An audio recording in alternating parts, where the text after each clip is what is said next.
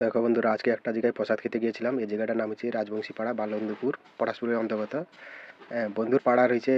দেশ পূজা হয়েছিল, সেই দেশ পূজায় গিয়েছিলাম প্রসাদ খেতে। যাওয়ার সঙ্গে সঙ্গে দেখো রাধা গোবিন্দর মন্দির, দেখার সঙ্গে সঙ্গে ভিডিওটি করলাম।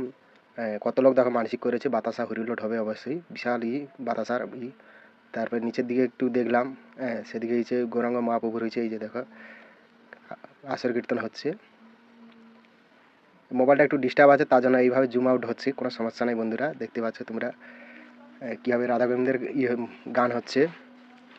আর আমার ভিডিও করা দেখে অনেক লোক আমার দিকে তাকাচ্ছে, বিতা সে বুঝতে পারছি আমি, কোনো ব্যাপার না।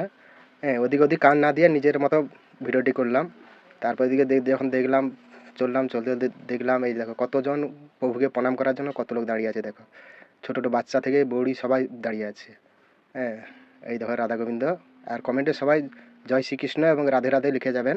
দেখছো বন্ধুরা, আমার ঠাকুরকে বলছিলাম যে একটু তুমি আমাকে এরকমভাবে তিলক এঁকে দাও। তিলক আঁকার পরিবর্তে দেখতে পাচ্ছ শুধু একটা গাঁদা ফুল আর থপথপ হয়ে গেছে। দেখ কীরকমভাবে গেছে দেখ।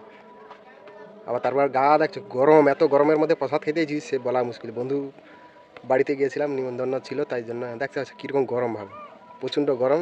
তাও ভ্লগটা বানালাম, কেমন হয়েছে সবাই বলবে, ঠিক আছে।